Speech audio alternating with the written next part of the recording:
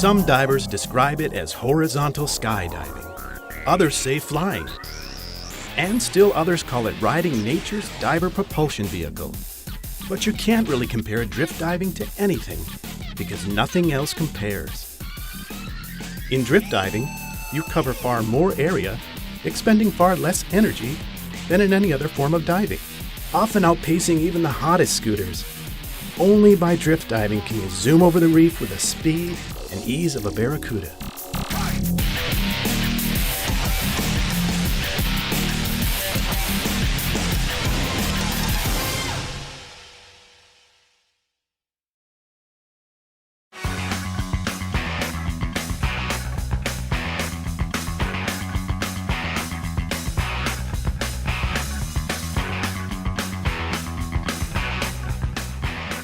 Although there are many variations of each, there are three basic types of drift diving. Drift diving with a surface float, without a surface float, and with a delay surface marker buoy. When drift diving with a surface float, you drift along under a towed buoy that shows your location so the boat can follow you easily.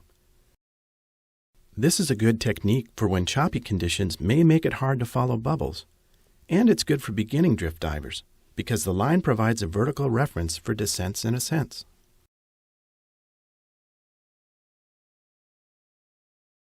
When drift diving without a surface float, you stay as a group and the boat tracks your bubbles.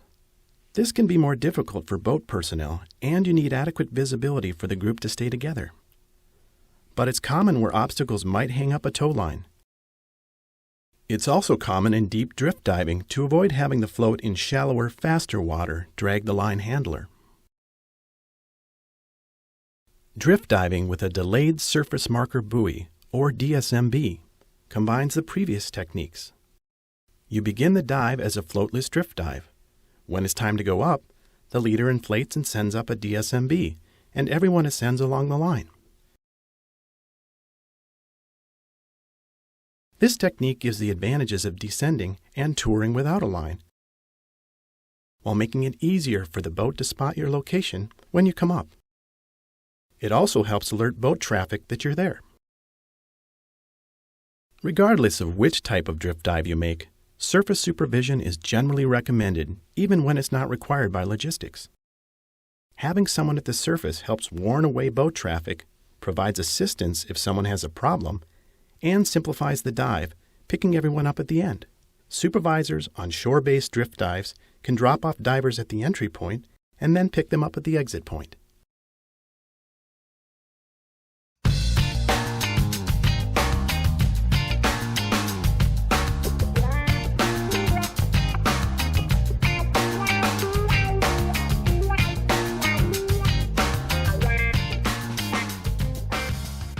Like all dive specialties, drift diving has some equipment considerations, starting with the types of floats.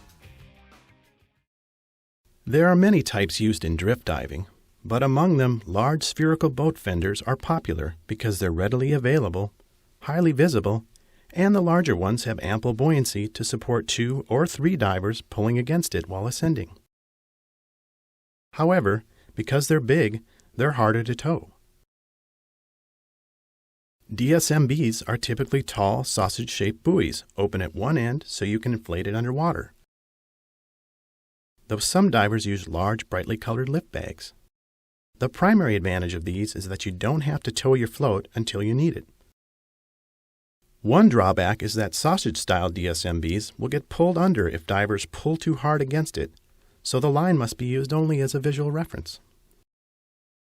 To avoid entanglement, you always need a line caddy or reel to control the tow line. For general drift diving with a float, a line caddy with medium nylon or polypropylene line works well. You usually use a tech reel with finer braided line with DSMBs, and some divers prefer these for regular floats too. This finer line makes an effective visual reference.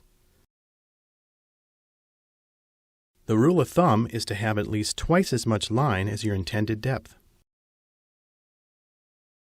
This gives you extra if you go deeper than planned, and to allow the buoy to drift slightly ahead of the group in the faster surface current.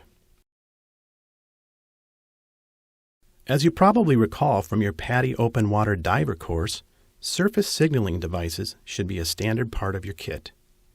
This is especially true in drift diving in case you need to get the boat's attention for pickup. Carry at least one visual device, such as an inflatable signal tube, signal mirror or light, and one audible device like a whistle or low-pressure horn. You may also need to choose a boat suitable for drift diving. Actually, provided they're suitable for the conditions and number of divers, many vessels ranging from large cabin cruisers and liveaboards to small inflatables and skiffs can adequately support drift diving. Generally, the most important criterion is the ability for all divers to enter and exit the water relatively quickly together. This is important because most types of drift diving require the group to begin the dive together, and often stay and end it together too.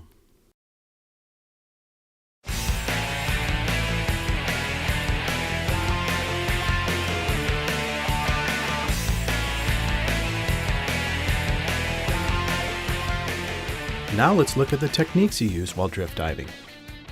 There are many variations depending upon the boat and environment, but the techniques discussed here generally apply, and you may mix and match them at times.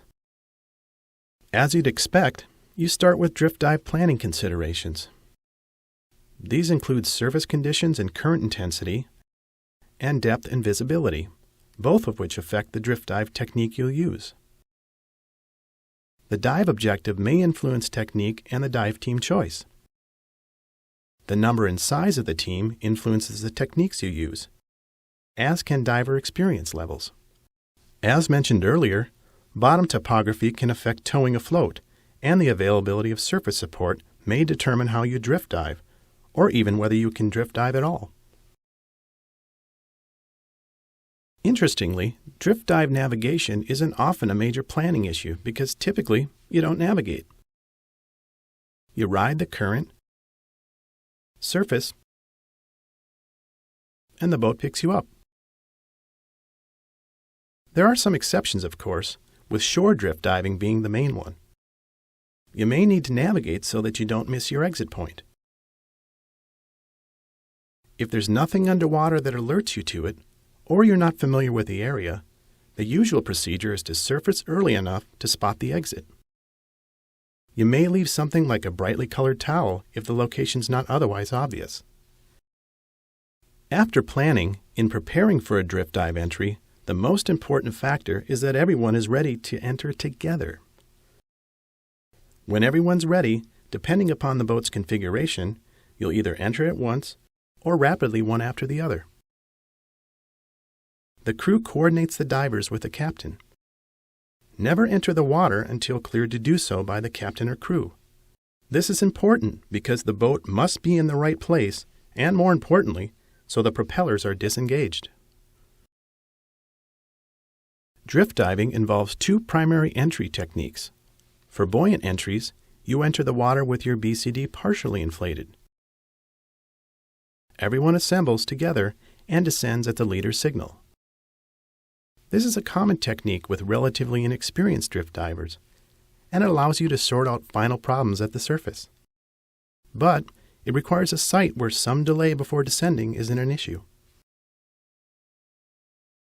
With negative entries, you enter with your BCD deflated and descend without stopping at the surface. This is a common technique when you need to start the drift at a specific point, and it's also popular when surface conditions are rough. It does, however, require that all divers have sufficient experience to descend and equalize fairly rapidly so the group stays together.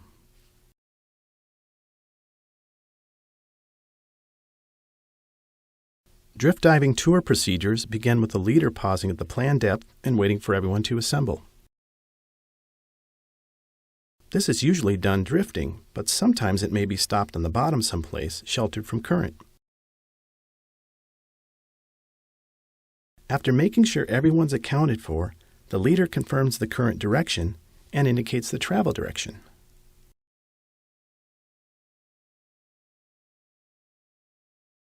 During the tour, stay neutrally buoyant and generally horizontal facing forward so you can see where you're going.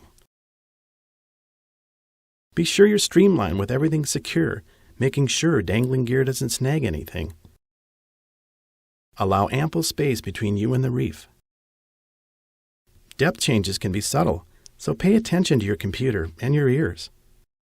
Maintain buddy contact and keep the guide in sight. The guide may swim across the current, so watch for his signals and follow. It's important not to miss the changes because you want to avoid having to swim against the current, which may be impossible or at best difficult. Stay in the group up current behind the guide.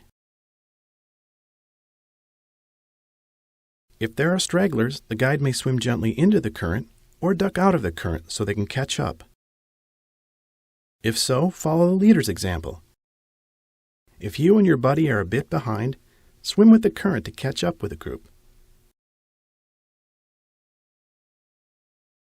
In all but mild current, direction changes require planning to compensate for the current.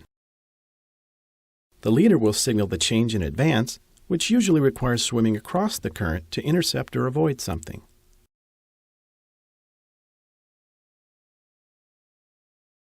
The dive plan may call for individual buddy teams to ascend when either diver reaches an agreed limit. In this case, you signal the group leader, make a normal ascent, safety stop, and then get picked up by the boat. If there's a float, ascend along the float line and stay near the float at the surface. Another option is for individual buddy teams to send up DSMBs as they leave the group. When you surface, look to the boat for pickup instructions. Sometimes the crew will signal you to swim toward them. Otherwise, wait for the boat to come to you. Stay in the group, visible at the surface, and watch the boat for instructions. Do not approach the boat until signaled to do so by the captain or crew, because it may need to maneuver. If you get separated from the group, establish buoyancy and relax. Deploy your inflatable signal tube or other signaling device and wait for the boat. If it's still picking up the group, you may have to wait a bit before it comes to get you.